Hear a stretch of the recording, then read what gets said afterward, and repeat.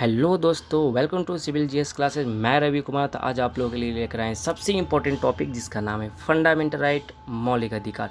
तो क्या है मौलिक अधिकार, इसके बारे में डिस्कशंस करेंगे। ये कितना इम्पोर्टेंट है नहीं है, इसके बारे में जानेंगे। इससे पहले मैं आपको एक इम्पोर्टेंट नोटिफिकेशन दे दूँ जो सिविल जीएस क्लासेस के माध्यम से आया है। क्या है इंपॉर्टेंट नोटिफिकेशन, इस पर मैं आपको सबसे पहले मैं आपको इस पर लेकर चलूँ। तो ये इंपॉर्टेंट नोटिफिकेशन उस बच्चों के लिए जो यूपीएससी और पीसीएस एग्जाम का तैयारी करता है या अदर कोई भी कम्पिटिटिव एग्जाम का तैयारी करता है, लेकिन उनको संविधान पढ़ने में दिक्कत आती है कि इंडियन कॉन्स्टिट्यूशन, भारतीय संविधान पढ़ने में दिक्कत आती है कि आखिर संविधान को कैसे पढ़े, नहीं पढ़े, समझ में नहीं आ रहा है, इनके टर्म नहीं समझ में आते, कैसे वो साइंटिफिक स्टडी क्या होगा, कैसे उसको पढ़ पाएंगे। तो मैं आपको पूरी ये एक मैं आप लोगों के लिए सीरीज़ शुरू कर रहा हूँ। उस सीरीज़ का नाम है कॉन्स्टिट्यूशनल अवेयरनेस सीरीज़, संवैधानिक जागरूकता श्रृंखला, जो मैं आप लोगों के लिए सिविल जीएस क्लासेस के माध्यम के यूट्यूब चैनल पे मैं शुरू करने जा रहा हूँ, जो आपको एकदम जीरो लेवल से संविधान में आए न्यू अपडेट, क्या है संवैधानिक कॉन्स्टिट्यूशनल मिस्ट्री, कॉन्स्टिट्यूशनल डिस्कोर्स में एक एक करके मैं इस पर डिस्कशन करने वाला हूँ।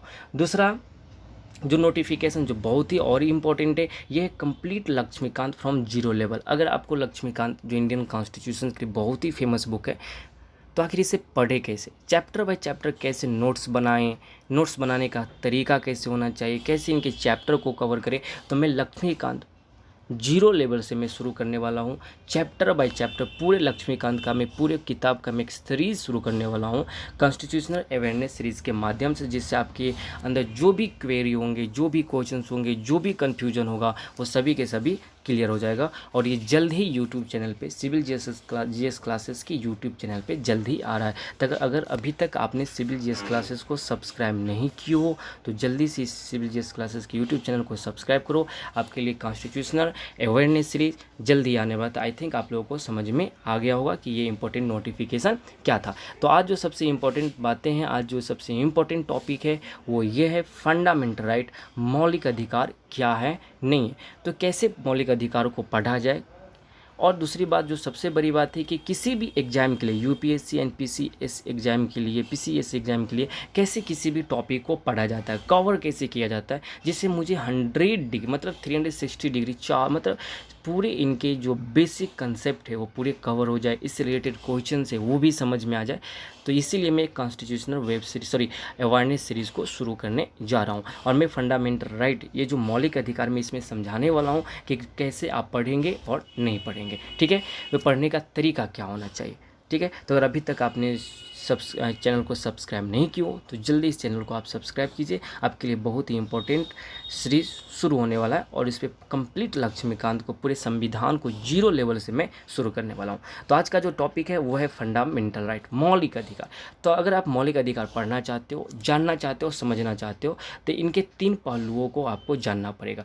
एस्पेक्ट्स ऑफ फंडामेंटल राइट, मौलिक अधिकार के पहलू। तो मौलिक अधिकार के 3 पहलू, पहला जो है उनकी फिलोसफिकल एस्पेक्ट, मौलिक अधिकार के आपको दार्शनिक पहलू को जानना पड़ेगा कि इनके दार्शनिक पहलू क्या कहता है। उसके बाद उससे जुड़े हुए कॉन्स्टिट्यूशनल एस्पेक्ट, जो संवैधानिक पहलू है, क्या है संवैधानिक पहलू, किस किस आर्टिकल्स में, किस भाग में, इंडियन कॉन्स्टिट्यूशंस के किस भाग में, किस पार्ट में इनके बारे में मेंशन किया गया है। तो ये हो गया संवैधानिक पहलू। और इस पर सुप्रीम कोर्ट के टाइम टू टाइम क्या गाइडलाइन आया, पार्लियामेंट का क्या इस पर क्या बोलते हैं डिबेट है नहीं है। तो मैं आपको इस पर एक एक बातें, एक एक चीज़ डिस्कशन करने वाला हूँ।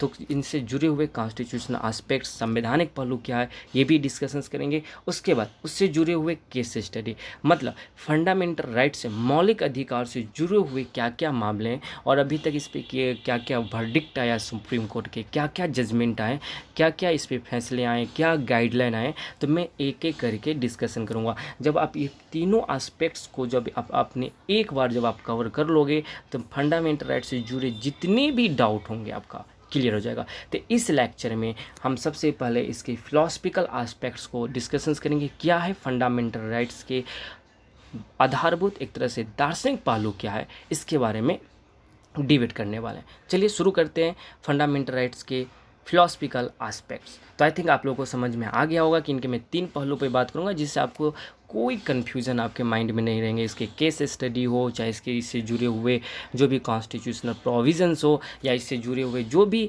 आपके फिलोसफिकल एस्पेक्ट्स में एक एक करके बातें करने वाला इसके बाद आपके यहाँ जो भी आपको कन्फ्यूजन्स होंगे या जो भी ऐसे प्रॉब्लम्स होंगे आपके जनरली मौलिक अधिकार को पढ़ने में, ये सभी के सभी आपको प्रॉब्लम सॉल्व हो जाएगा। तो आज जो जनरली जो है इनके फिलोसफिकल एस्पेक्ट्स के बारे में हम लोग डिस्कशंस करने वाले हैं। तो क्या है इनके फिलोसफिकल एस्पेक्ट्स, क्या है इनके दार्शनिक पहलू। तो मौलिक अधिकार जनरली आपके संविधान में मेंशन है, जो आप लोगों को पता है मौलिक अधिकार आपके संविधान में दिया गया है, जो सबसे इम्पोर्टेंट, सबसे नेसेसरी अधिकार, एक अनिवार्य अधिकार है जो व्यक्ति को फिजिकल तथा मोरल विकास के लिए सबसे ज़रूरी है। किसी भी व्यक्ति के इसके भौतिक तथा नैतिक विकास के लिए ये बहुत ही ज़रूरत है। तो कहने की लॉजिक, अगर मैं फंडामेंटल राइट की बात करूँ, इसके दार्शनिक पहलू की बात करूँ, तो फंडामेंटल राइट व्यक्ति के भौतिक तथा नैतिक विकास के लिए एक इम्पॉर्टेंट, एक महत्वपूर्ण अधिकार होता है। फिजिकल अधिकार, इसके भौतिक अधिकार जो होते हैं ये होते हैं सोशल, इकोनॉमिक एंड पॉलिटिकल। जैसे मैं यहाँ बात करूँ सामाजिक अधिकार, फंडामेंटल राइट जो होते हैं वो इंसान को, ये व्यक्ति को सिक्योर करता है, इंश्योर करता है कि ये अधिकार जो है आपको दिया गया है और आपके साथ कोई भी इस टाइप से पेश नहीं आएंगे। जैसे मैं बात करूँ, जैसे जेंडर डिस्क्रिमिनेशन, जैसे मैं बात करूँ अनटचेबिलिटी, तो एक व्यक्ति दूसरे व्यक्ति के साथ अनटचेबिलिटी जैसे भावना को रखते हैं, तो इससे सोशल डिस्पैरिटी क्या होता है, बढ़ता है। तो जो मौलिक अधिकार के अगर मैं दार्शनिक पहलू की बात करूँ, तो दार्शनिक पहलू की ये कहता है कि किसी भी व्यक्ति के सार्वंगिक विकास के लिए मौलिक अधिकार का होना, ओवरऑल डेवलपमेंट के लिए मौलिक अधिकार का होना ज़रूरत है, मतलब ज़रूरी है। तो फंडामेंटल राइट व्यक्ति के फिजिकल तथा मोरल जो डेवलपमेंट है उसको इंश्योर करता है, सुनिश्चित करता है। तो मौलिक अधिकार जो व्यक्ति के भौतिक तथा नैतिक जीवन के उत्थान में बहुत ही अहम योगदान को निभाता है। तो यह है पहला पॉइंट।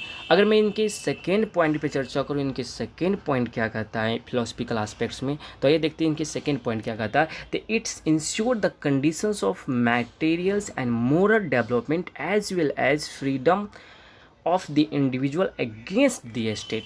जो मौलिक अधिकार वो व्यक्ति के भौतिक तथा नैतिक जो जीवन है, what is wrong and what is right, अपने वो नैतिक कर्तव्य, उनके नैतिक जो विकास है उसको तो वो सुनिश्चित करता ही करता है, साथ ही साथ व्यक्ति को एक स्वतंत्रता भी प्रोवाइड करता है। किसके खिलाफ, तो राज्य के खिलाफ। स्टेट किसी भी व्यक्ति को जनरली सप्रेस न कर पाए, किसी व्यक्ति के जो राइट्स है उसको सप्रेस ना कर पाएँ, उसके बाद उनके जो बेसिक नीड्स है उसको सप्रेस ना कर पाएँ। इसीलिए जो मौलिक अधिकार है वो इंश्योर करता है, सुनिश्चित करता है, और ये अधिकार व्यक्ति को एक स्वतंत्रता प्रोवाइड करता है राज्य के विरुद्ध, राज्य के एंगेस्ट में। इसीलिए इस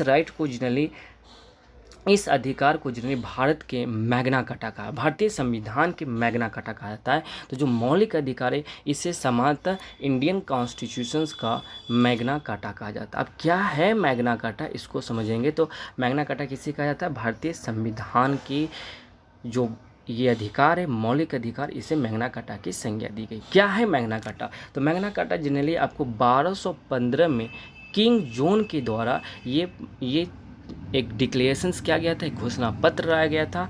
जो इनके जो सामंत थे, जो फ्यूडल लॉर्ड थे, इनके प्रेशर, इनके दबाव के कारण यहाँ पे किंग जॉन थे, जो 1215 में एक चार्टर, एक बहुत बड़े अधिकार पत्र, एक घोषणा पत्र को क्या किए, जारी किए, जो इंग्लैंड में 1215 में जारी हुआ था।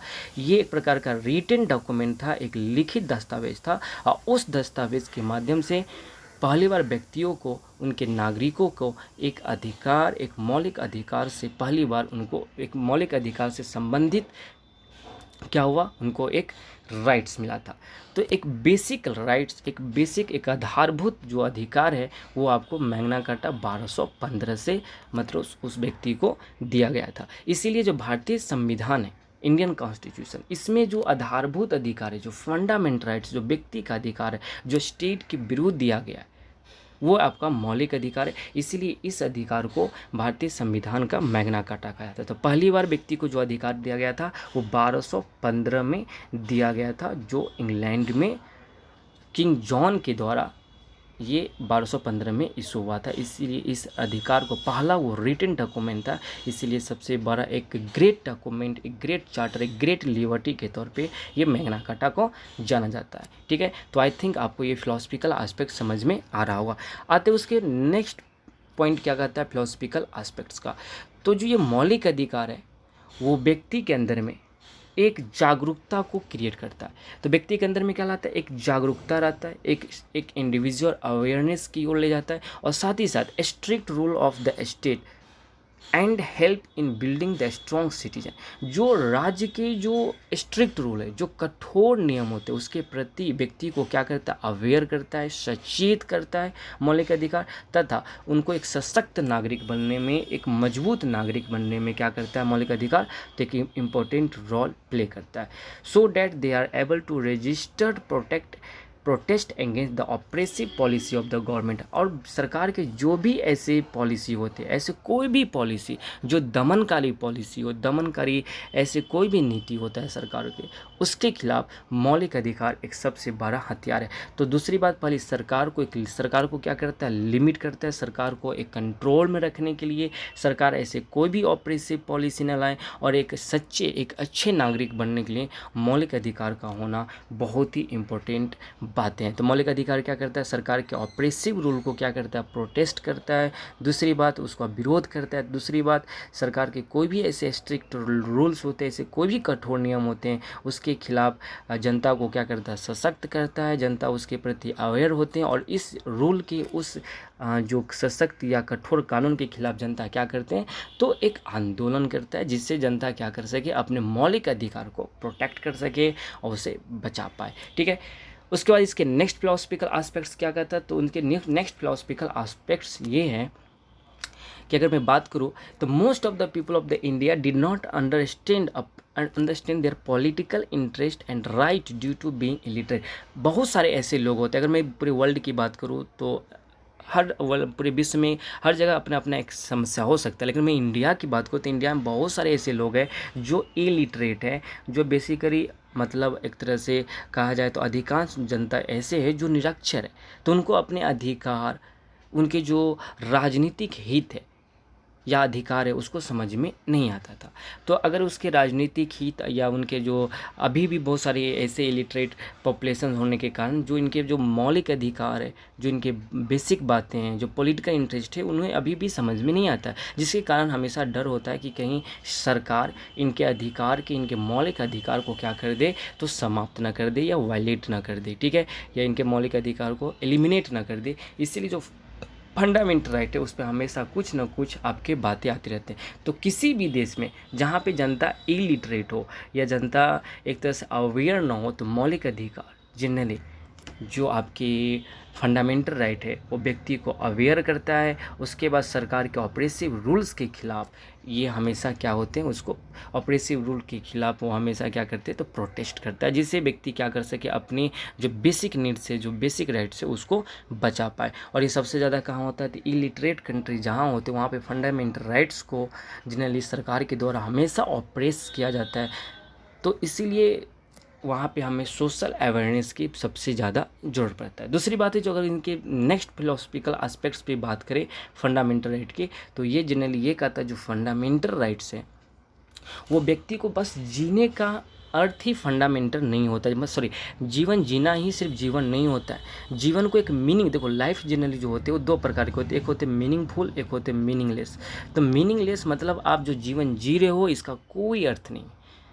तो मौलिक अधिकार आपको जनरली क्या प्रोवाइड करता है, तो मौलिक अधिकार आपको एक मीनिंग प्रोवाइड करता है, आपके लाइफ का एक मतलब है। कहने की logic, fundamental right help in making the life meaningful, आपके जीवन को एक मीनिंगफुल बनाता है। और मीनिंगफुल का मतलब एक डिग्निटी पूर्ण लाइफ। जीवन जीना ही सिर्फ जीवन नहीं है, जीवन को गरिमा के साथ जीना है, ये जीवन होता है। और ये आपको कौन प्रोवाइड करेगा, मौलिक अधिकार। तो मौलिक अधिकार आपके लाइफ में एक डिग्निटीफुल और आपके लाइफ को क्या बनाता है, meaningful. That is the philosophical aspects of the fundamental right. Next point क्या कहता है, philosophical aspects of the fundamental right. तो देखते हैं जो फंडामेंटल राइट है वो जनरली व्यक्ति को व्यक्ति के विरुद्ध दिया गया, एक व्यक्ति को दूसरे व्यक्ति के विरुद्ध दिया गया। मतलब अगर कोई व्यक्ति किसी व्यक्ति का शोषण करता है, एक्सप्लॉइटेशन करता है, तो आप इसके खिलाफ कहाँ जा सकते हो, कोर्ट जा सकते हो। दूसरी बात, जो फंडामेंटल राइट्स हैं वो स्टेट के विरुद्ध भी दिया गया। कहने की लॉजिक ये हुआ कि अगर कोई सरकार या सरकारें जनता के जो व्यक्ति है उनके राइट्स को क्या कर रहा है, इनफ्रीज कर रहा है या एलिमिनेट कर रहा है, तो या इनके कंपाइल कर रहा है, तो इन दिस केस जनता कहाँ जा सकता है, तो जनता अपने राइट्स को प्रोटेक्ट करने के लिए वो सुप्रीम कोर्ट जाएगा या कहीं भी जाएगा। तो ये जो मौलिक अधिकार है वो व्यक्तियों के विरुद्ध तथा राज्य के विरुद्ध, व्यक्तियों को विरुद्ध तथा व्यक्ति को राज्य के विरुद्ध ये दिया गया अधिकार होता है। तो आई थिंक आपको ये फिलोसफिकल एस्पेक्ट्स आपको समझ में आ रहा होगा। जो ये मौलिक अधिकार है ये अपने आप में अनलिमिटेड नहीं होते हैं। इस अधिकार को भी जनरली क्या किया जा सकता है, तो रीजनेबल टर्म्स मतलब कुछ इस अधिकार को भी लिमिटेड किया जा सकता है एक रीजनेबल रेस्ट्रिक्शंस के माध्यम से। ये हम पढ़ेंगे कॉन्स्टिट्यूशनल एस्पेक्ट्स में। उसके बाद जो मौलिक अधिकार एक जस्टिसेबल राइट्स है, मतलब ये एक प्रकार की न्यायोचित अधिकार है। अगर इस राइट्स का कोई हनन हो रहा है तो आप इस राइट्स को लेकर सुप्रीम कोर्ट जा सकते हैं। अगर सरकारें इस राइट्स का या कोई भी व्यक्ति आपके अधिकार के मौलिक अधिकार का हनन कर रहा है तो आप कहाँ जा सकते हो, तो आप कोर्ट जा सकते हो। ठीक है, तो आई थिंक आपको ये समझ में आ रहा होगा कि मौलिक अधिकार जनरली कंप्लीट अधिकार भी नहीं होता, अनलिमिटेड नहीं है, ये भी एक लिमिट हो सकती है रीजनेबल रेस्ट्रिक्शंस के माध्यम से, और ये एक जस्टिसेबल राइट है। आप इस अधिकार को लेकर आप सुप्रीम कोर्ट जा सकते हो। दूसरी बात क्या है कि अगर मैं नेक्स्ट मतलब एस्पेक्ट्स पे बात करूँ, फिलोसफिकल एस्पेक्ट्स पे, तो ये कहता है कि this rights are not permanent. ये जो अधिकार है अस्थायी नहीं होते, मतलब इसमें परिवर्तन आ सकता है। तो परिवर्तन क्या आएंगे वो हम कॉन्स्टिट्यूशनल एस्पेक्ट्स में देखेंगे। तो मौलिक अधिकार अस्थायी नहीं होते, ये आपको समझ में आना चाहिए।